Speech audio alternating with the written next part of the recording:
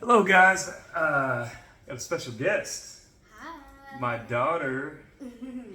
Um, Man, we want to bring you a new segment, and I'm really excited about this. I've been thinking about doing this and taking this to you for a while now, and this is all about being obedient to what God is doing in our lives.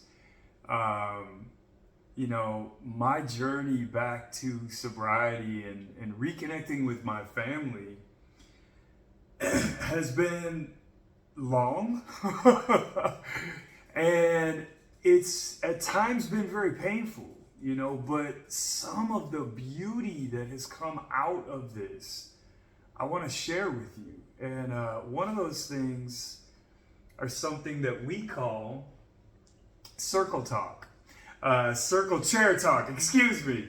As you can see, we're sitting in our favorite circle chairs, very comfy. And we have done this now for probably over a year. We sit down, Bella and I, and we just take turns asking each other questions. So, man, I hope you enjoy this. This is not meant for us to necessarily tell you all about our lives, although we will. But it's really to give you an idea of how to connect with your kids, man. How to sit down and, maybe just set aside 20 or 30 minutes for them in an effort to really form that bond. And I know in our life, this has meant the world to me, just being able to connect with my daughter and talk to her without distractions and things. So we hope you enjoy it. Without any further ado, this is Circle Chair Talk. We even have a song for it. Circle Chair Talk, Circle Chair Talk, Circle Chair Talk. So get a cup of tea, sit down with us, and we're going to have a conversation now. So this is, we did script questions for each other, but we never pre-share. So I have no idea what she's going to ask me. She has no idea what I'm going to ask her. So I think you guys are really going to enjoy some of what comes out of this. The rules are, there are no rules. But in all seriousness, really the only thing we have to bring to the table is honesty and love, man. That's what this is about. So, Bella, tell me about a time where you felt amazing. Ooh, a time I felt amazing Yes. was probably. A time I felt amazing was probably whenever we were climbing that mountain. Like, even though I was terrified, I don't know, I felt cool. Like, I'm on the top of the world. Like, it was fun just knowing, like, I accomplished that. Like, even though we didn't go all the way. Well, I Yeah. tell you what, if I had it to do over again, I probably wouldn't have done it. Yeah. Are we talking about Oklahoma? I believe it was. Yeah. Yeah. Wow.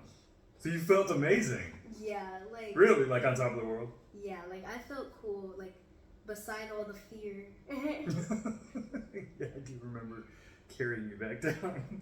Yeah. Oh, you wore my favorite sweatshirt. Yay. All right. Daddy. So, how did you know that mommy was the one? Woo! I don't know if I can answer that in one video. Man, obviously, like, when you start to mature, when you start to grow up, and what I mean by that is you're not so enamored with just physical beauty, not that your mom's not beautiful. I love Fran, and she is amazingly beautiful, the most beautiful woman in the world. But, when you're young and like in high school, you tend to chase, if you're guys, you chase a body, not a person. And girls, many times are chasing confidence and cars. And I think that the older I got, the more I looked for someone who was compatible Maybe that meant that her life wasn't always perfect either, and she had a bumpy road back to Jesus so that she would be able to forgive me. But the truth is, and we call it the night of the white pants, when we were we were just kind of like talking. I don't know what we were at that point, but we spent an entire night just talking. We talked till the sun came up, and without being too graphic, we didn't even kiss. We didn't even no physical anything. And usually that's what guys are kind of looking for. They want that make out time, and I left there just buzzing, and I couldn't wait to see her again. And that's kind of the moment when I said, okay, this is real. No matter what anyone else thinks, this is actually real. And I'm feeling like I can't wait to be around her again. Even though there's nothing at that point that was physical. It was just, we related to each other. So, yeah. Yeah. Your mom's a wonderful listener, just like you. You got it from her. So. I'm still working on that one. All right, my turn. So, tell me your biggest dream or goal. That was an ice maker, I think. That was. My biggest dream and or goal would probably be to just have a successful job. Okay. What would that be? What would that look like? Just have a good. You could do any job. Oh, definitely a surgeon. Surgeon. Definitely, yes. Okay. I love trying to help people, and I like the medical field. I love it. So you put people back physically, and I put them back spiritually. We're a good team, dude. Oh, yeah. Amazing. Another question is, what was your biggest overcome? Oh wow. Oh wow. Okay.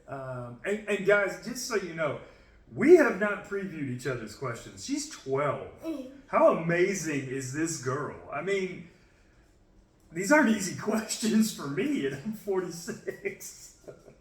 Okay, so, man, obviously, I'm proud of a couple things in my life, but overcoming a learning disability and obtaining 3 college degrees, that's could not have done that without God. That is absolutely, Him and His discipline, and obviously overcoming the weight and the pills. I was on blood pressure medications. I was on cholesterol medication. Cardiologist had me on children's aspirin just to prevent a heart attack and stroke. High blood pressure, all of those things. That was an amazing accomplishment. But I think that nothing tops overcoming my addiction to alcohol. It's now been over 800 days, I believe 812 now. We'll be celebrating 27 months soon. Oh yeah. With another video and a cake. But there was nothing that was more difficult and rewarding. And you got a front row seat for all of it. And I know that, I'm not proud of having that struggle, but I'm extremely proud of the work in these last 27 months.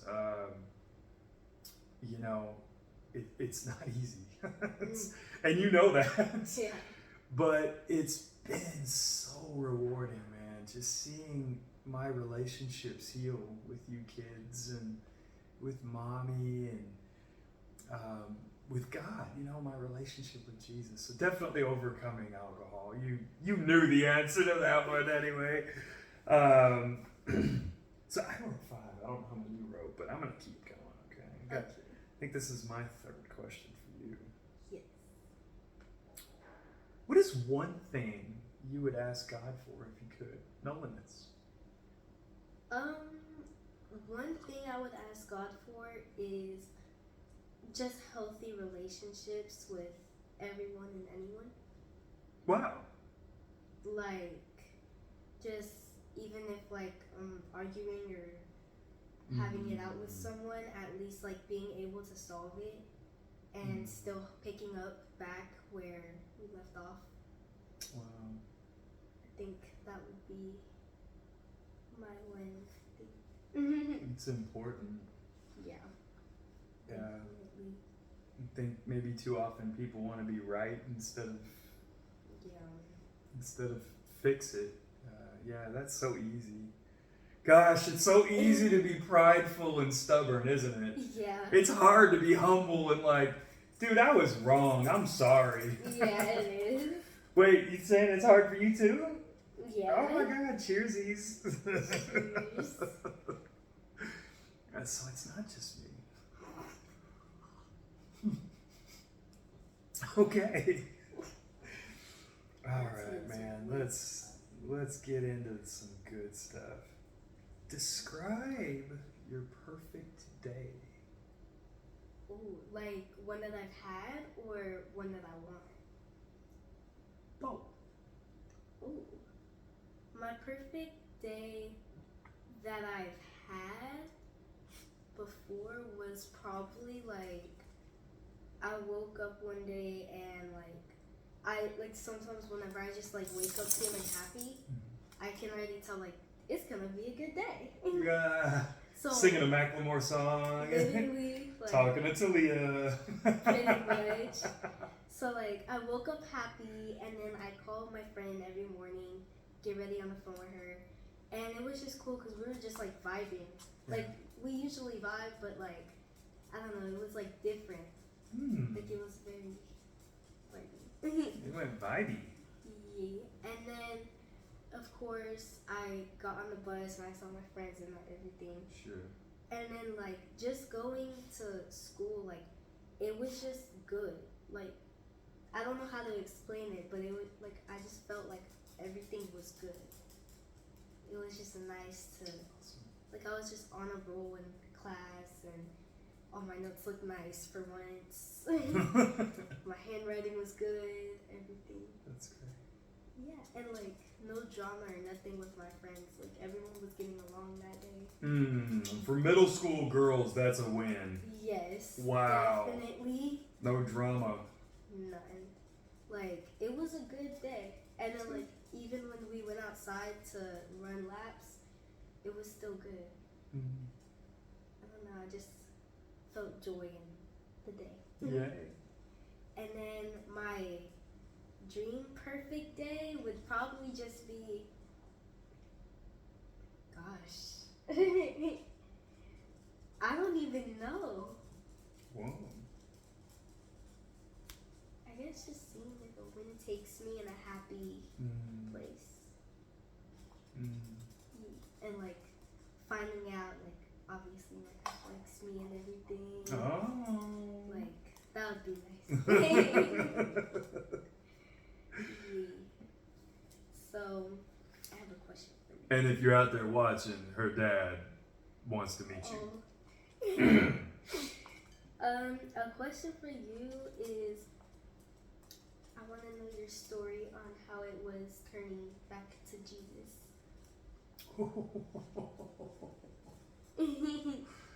Which time? Probably the most recent. Yeah, definitely the most recent. So, you know,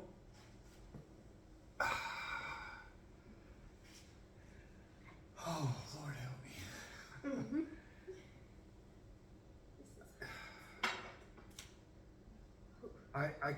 guess I could best summarize it like this. I felt like I had been a Christian since that age, around your age. Oh my gosh, around 12 when my mother brought me to a church play and I saw Heaven's Gate, Hell's Flame, and I ran down to the altar because I was like, dude, I don't want to go to hell. And, seeing how quickly people could die. And obviously things happen, and I wrote about all that in my book, My Journey to Heal the Soul. And I was really disappointed in the church and left and went back to a life of sin and addiction and destruction, and then met Jesus on February 24th, 1987, and that changed everything about me. I have never been the same since, but around 13 years ago, my mother died, and grandma and great grandma both died within 7 weeks of each other, and that just seemed to really derail me in a way that I hadn't experienced before, and all these past demons came back, and all these past wounds that hadn't really healed. So I describe it like this: people generally don't walk away, they don't sprint away from God. Very few people just wake up one day and go, oh, I hate God. But generally what happens is it comes in slowly. It's like a frog boiling in water, right? If you throw it in that hot water that we just made tea with, it's gonna jump out because it's like, no way, dude, this is crazy burning. But if you turn the water up slowly, the frog doesn't know it's being boiled to death. And that's kind of how I slid away and turned to alcohol. Alcohol was my idol. It was what helped me, cope with the loss and with, aging. Anyone out there that's 40 plus, you can relate to that comment. Things start hurting all the time. You always hear me about my bone on bone left knee, but coming back to Jesus, man, it was the most amazing thing because he doesn't judge us like we judge ourselves and like we judge others.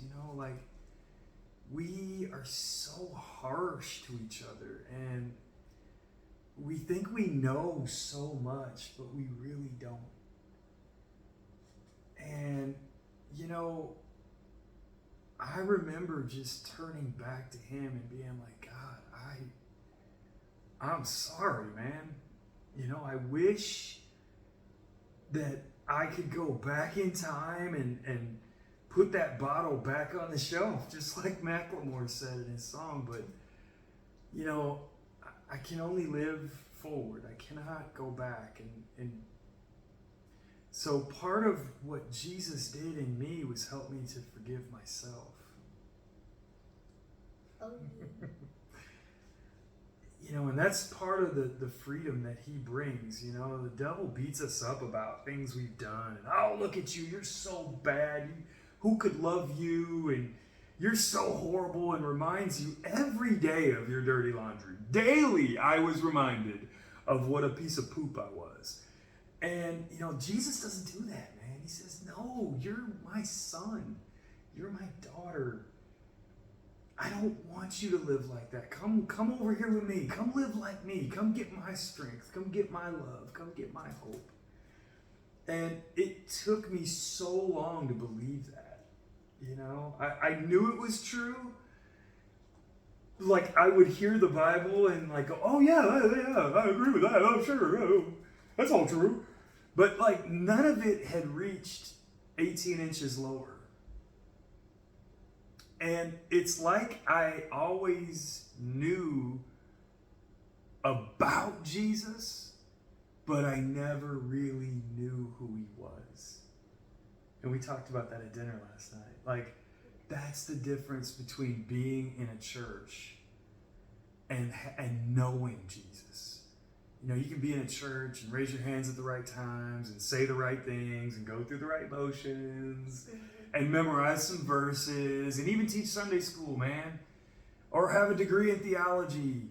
But it doesn't mean that you actually know him, that he's your everything, that he is what wakes you up in the morning, and he's who gives you the strength to go through the next day and the next day and the next day, or even the next hour. Man, coming back to Jesus, I'm sorry I took so long, but like when I talk about him, I can't do it in a minute. He saved my life from myself. And for that, I will eternally be grateful. And no turning back. No turning back. All right, so my turn. I gotta remember which ones I asked. Okay, I think I've asked 4 already. How many have you asked? I've asked 3. Oh, you got one more? Okay. Wait, which one did I? Oh, this one. How was your life with and without Jesus? Oh my gosh. Without Jesus is completely selfish, self-consumed. It's all about self. It's all about what I want, which never fulfills you, by the way. And in addiction, it's all about that next buzz or that next high or that next drink or that next party. And it's always about you. You're always offended. You're always taking things personal. You're always upset. You might know a little bit about this. You're always just the center of everything because it's all about you. And, life with Jesus, it's all about him. It's just no longer about how I don't measure up or how I don't stack up, because he did that for me, man. He paid my debt for me. Now it's about living grateful and just being so indebted to him. Let me compare it to you this way. That I have this new thing about praying for my enemies. And many of them are Dallas drivers, right? And one of the things Bella used to tell me, she hated driving in the car with me because I had a very Chicago mouth when it came to Dallas drivers. Like the folks that don't signal, merge right into you, cut you off, tailgate you, those kind of people. And, I would just be, I'd almost be like gripping the wheel, white knuckles, ready for them, right? Come on, bring it, And what I didn't realize was how much death I was just spewing into my car and for my children to listen to. And now we play worship music, that's one of my coping mechanisms. And the minute, because it's going to happen, right? If you're driving to Dallas, you're old enough to know it's going to happen. I just immediately, right there, in front of the kids, in front of my wife, in front of whoever's traveling with us, I just pray for them. Lord Jesus, make yourself known to them. Lord Jesus, change their life. Bless them, Lord. And what I've learned is that life with Jesus, it's really hard to stay mad because he forgave me. So how can I not forgive them?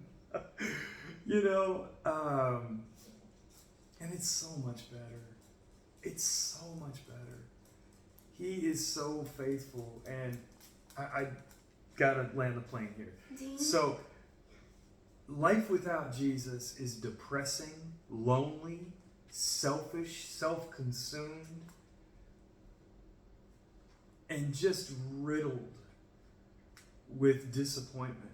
Life with Jesus, or after meeting Jesus, every day is filled with hope and life and joy. Food tastes better. My conversations are better. Our hugs are better. Every moment is better, and it's not fake.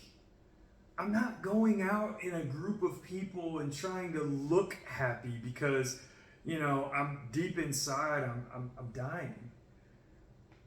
It's just real. And I'm so glad. I'm so glad. All right. My number 5 is, what's your favorite part about circle chair talk? Because we've been doing this for a while, and this is the first time we've done it and shared it with others. But what's your favorite part? I would say my favorite part about circle chair talk is probably getting to know each other better, because I feel like you get to know yourself better, and you get to know like whoever you're with better. So it's just nice. Yes, that's so good. So as you answer these questions, you're thinking about like, oh wow, that is what I like, and that's what I don't like. Yeah. So it's kind of a self-discovery and a yeah. I feel that. So my last question was, what is your advice for the people out there, like with how to connect with Jesus? Just start today. Start now. Just say, Jesus, I need you, man. I need you in my life. I can't do this thing. He's so close, man. And that's the thing is, the devil tries to make us think that we're so far away from him and we're so unforgivable and we're so nasty and we're so dirty. And man, the truth is, the Bible says that he is close to the brokenhearted. And in Luke 15, it talks about how when he sees his sons returning, when he sees his daughters returning, he runs out to us.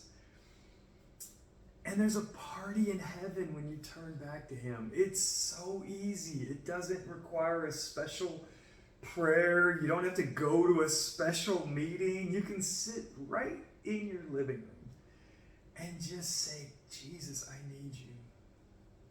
And he'll be there. And man, I tell you what, doing this, I'm just so proud of you. I cannot even start to tell you how proud I am of you and just amazed at you and the love that God just pours out through you. We did this and we shared this because I know